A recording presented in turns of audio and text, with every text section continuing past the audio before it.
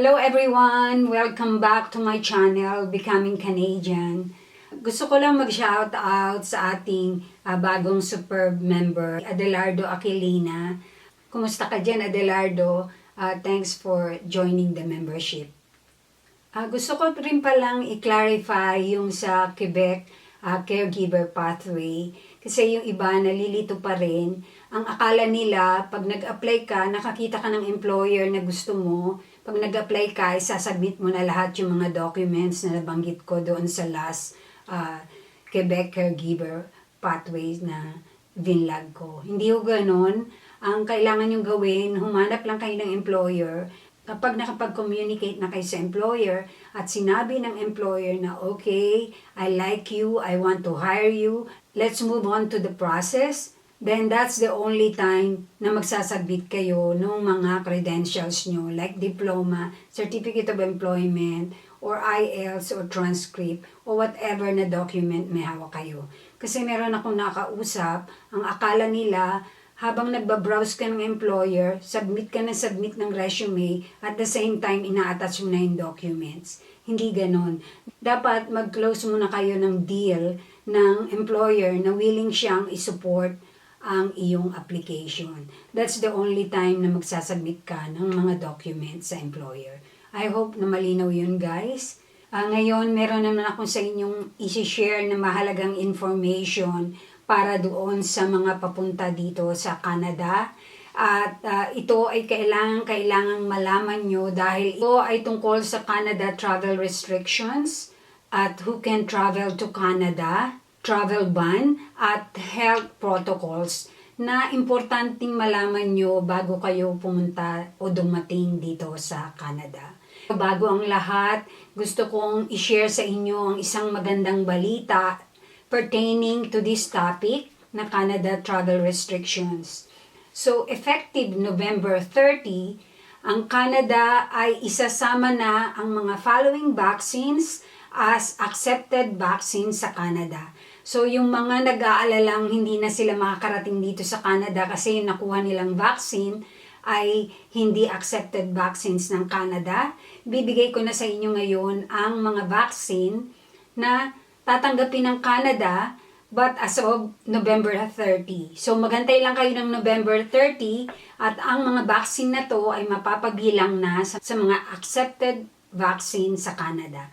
So ito ay ang Sinopharm, also called as Covilo, Sinovac, also called as Coronavac, at ang Covaxin. So guys, kung sino meron mga vaccine na to, accepted na to ngayon sa Canada. So you will be considered fully vaccinated travelers na kayo kung meron kayo nitong Sinopharm, Sinovac, at Covaxin na vaccine. So isn't it good news, guys? So yung mga nagwo-worry dyan, so fully vaccinated na kayo, considered fully vaccinated kayo ng Canada pagdating ng November 30. So to qualify as fully vaccinated traveler, dapat nakareceive kayo ng mga vaccine na kinoconsider ng Canada. Yun ay ang Pfizer, Moderna, AstraZeneca, Johnson & Johnson, at ngayon sa November 30, mapapasama na ang Sinovac, Sinopharm, at Covaxin. So bago kayo makatravel dito sa Canada, kailangan na-receive nyo yung mga vaccine na yun 14 days bago kayong mag-arrive dito sa Canada. So ano ba ang mga testing and other requirements sa mga fully vaccinated na travelers dito sa Canada? So ang procedure dito sa Canada, bago kayo makarating sa Canada, kailangan kumuha muna kayo ng pre-entry testing. So ibig sabihin magpapaswab test kayo. Ang tawag doon pre-entry kasi 72 hours bago kayo dumating dito sa Canada, kailangan nagpa-test kayo. So ano ba ang kailangan na pre-entry testing? Ang kailangan ay ang negative molecular test within 72 hours. So ito ay 5 years old pataas, kailangan mag-undergo ng pre-entry testing bago kayo dumating dito sa Canada. So sinasuggest na Canada, kung meron kayong connecting flight, dapat kunin nyo ito doon sa kung saan kayo nag-layover o last layover nyo going to Canada. So for example, from Philippines, pupunta pa kayo ng Hong Kong, tapos from Hong Kong going to Vancouver or to Canada, dapat kumuha na kayo ng molecular test doon sa Hong Kong. Ngayon, paano naman kung nagkaroon ka ng COVID noon, paano ang pre-entry testing mo? Hindi mo kailangan kumuha ng negative molecular test, kailangan mong kumuha o dalhin ang positive test result mo na nagko-COVID ka between doon sa 14 days up to 180 days, taken between the 14 days to 180 days na positive test result mo. So yun, malinaw guys ha. Kung di pa kayo nagka-COVID, kailangan karoon kayo ng pre-entry testing kung saan kayo manggagaling, last destination nyo papunta sa Canada. Or kung nagka-COVID na kayo, kailangan i-present nyo yung positive result nung na meron kayong COVID between the 14 to 180 days. So, ano bang klase ng pre-entry testing ang hina-accept sa Canada? So, hindi pwede yung rapid antigen test. Hindi na-accept yun. So, ito babasahin ko sa inyo ang accepted test na aprobado ng Canada. So, PCR test, nucleic acid test, yung NAT, reverse transcription, loop-mediated isothermal amplification. So, ito yung RT-LAMP. So, ito yung mga test methods na ina-accept ng Canada. Hindi pwede yung rapid antigen test or rapid test na ginagawa dyan sa Philippines. So, ang airline, they may refuse boarding kung wala kayo nitong valid negative pre-entry molecular test. Or a proof of previous positive molecular test kung nagkaroon na kayo ng COVID at nakarecover lang kayo. Kahit na na-qualify kayo as fully vaccinated, kailangan nyo ng pre-entry test kung kayo ay lumabas ng Canada ng mahigit sa 72 hours. So, doon naman sa mga hindi fully vaccinated traveler, kailangan nyo ng quarantine plan na ipapakita nyo sa border kung saan kayong hotel, kung saan kayong bahay, tutuloy ng 14 days. Basta magbibigay kayo ng plan kung saan kayo titira at kung meron kayong food and water supply na mapapadala doon sa bahay na yun, may magkukunan ba kayo ng pagkain, yun ang inaalam nila. Kasi yung mga hindi fully vaccinated travelers, you need to pay for the cost of your quarantine at saka yung mga gagastusin nyo sa loob ng quarantine place, pati na ang mga pagkain nyo at mga gagamitin nyo sa loob ng 14 days. Tapos, yung mga traveler, dapat i-upload nila yung proof of vaccination sa ArriveCan app.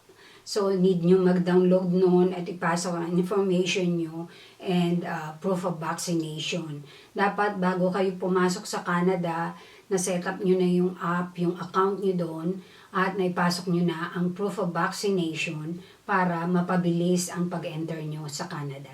So, ano ba ang mga checklist na kailangan nyo dalhin at maging ready kayo pagdating nyo sa border? Kailangan nyo ang ArriveCan receipt letter with I or V letter beside your name. So, very particular sila dyan. Proof of vaccination, including paper copies. So, hindi lang yung ipapakita nyo yung proof of vaccination nyo sa phone nyo, pero kailangan pa rin kayong may paper copies ng proof of vaccination nyo.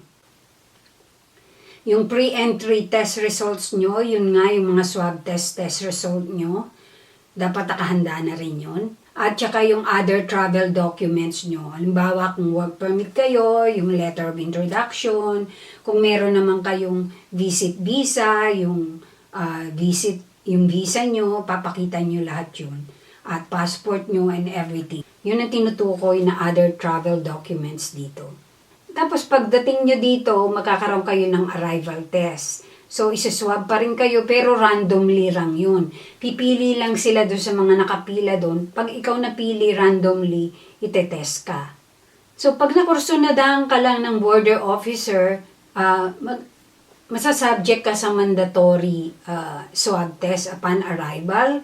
At tapos, ginagawa rin nila yun sa airport. Kung hindi naman, bibigyan kayo nila ng self swab kit na pwede nyong iswab yung sarili nyo sa destination nyo o sa bahay na tutuluyan nyo pagkagaling nyo sa airport. Tapos, you don't have to wait for the results. Pwede na kayong tumravel sa destination nyo at kung meron kayong connecting flights, pwede nyo na kayong mag-travel.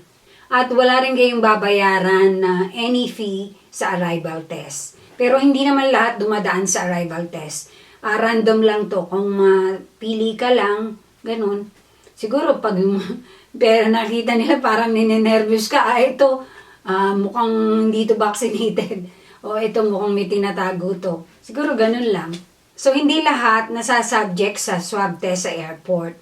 Meron namang binibigyan lang ng self-swab test kit na gagawin nyo lang yun within 24 hours upon your arrival in Canada. So pagdating nyo sa bahay, tapos merong instruction doon o may information doon kung anong tatawagan nyo para pick upin doon sa address nyo yung self-swab test. Sino ba ang mga exempted doon sa arrival testing? So yung mga nakarecover na nagkaroon ng COVID, 14 days bago dumating sa Canada, kailangan lang nila mag-present ng positive swab test result nila, exempted na sila sa arrival test. So people arriving by boat, exempted din sila sa pagtetest. Mga children under the age of 5 are also exempted from arrival test. Hindi considered na fully vaccinated based sa Canada vaccines ay nakakapasok dito sa Canada. Kailangan meron kayong reason sa pagpasok nyo dito sa Canada. Kasi ang ina-accept lang halimbawa kung yung magre-reunite kayo sa family nyo rito o kung meron kayong a-attendan na funeral sa immediate family nyo, yun, pwede kayong makapasok dito with, even though pwede kayong makapasok dito in some conditions. So, if you are not fully vaccinated ng accepted vaccines ng Canada, tapos temporary foreign worker kayo, you are likely to be allowed enter Canada. But ito ay based pa rin sa final determination ng border officer kung papapasukin nila kayo. But as usual, you have to bring your valid credentials like valid letter of introduction para ma-issue kayo ng work permit at yung iba pang yung visa nyo, yung temporary residence visa nyo, syempre kino-consider pa rin nila yun. If you qualify as fully vaccinated traveler, may mga exemption yan. So, exempted na kayo sa quarantine at sa day 8 testing. Hindi na kayo magsa-swab test on the 8th day, exempted na rin kayo sa pagka-quarantine, but required pa rin kayo sa pre-entry molecular test, required pa rin kayong to use ArriveCan, at required to take an arrival test kung mapili kayo or if needed, mapili kayo ng border agent. And also guys, kung hindi kayo sure kung makaka-enter kayo sa Canada, ibibigay ko ang link. Meron silang tool doon na which is you can find out if you can enter Canada. You will just have to answer 1 or 2 questions. Katulad nito, answer a few questions to find out if you may be allowed to enter Canada. So, meron dyan yung, are you a Canadian citizen, including dual citizens, a permanent resident, or a foreign national? Isasagot nyo lang yan, tapos i-click nyo yung continue, tapos mabibigyan kayo ng information kung allowed kayong maka-enter sa Canada. So guys, actually, simple lang naman yung travel restrictions at napakadali lang ng procedure. First, kukuha kayo ng pre-entry molecular test, tapos yung mga sa magka-quarantine, hindi fully vaccinated, kailangan meron kayong quarantine plan, kung saan hotel, kung saan bahay kayo. At next is, mag-upload kayo ng proof of vaccination sa ArriveCan. Tapos, dadalhin nyo lang lahat yung checklist ng what you need sa border. Kumpletohin nyo lang yun. Tapos, yung last ay magkakaroon lang kayo ng arrival test kung mapipili kayo randomly. So, again guys, kung meron kayong questions about sa border and travel restrictions here in Canada, don't hesitate to comment down below para mabigyan ko ng kasagutan kung mayroong kayong confusion regarding sa pag-travel nyo dito sa Canada. Again guys, thanks for watching, and for those who haven't subscribed yet, just hit the subscribe button and don't forget to hit the bell notification para ma-notify kayo ni YouTube ng mga bago kong videos. Again, thanks for watching and keep safe guys, and God bless to all of you.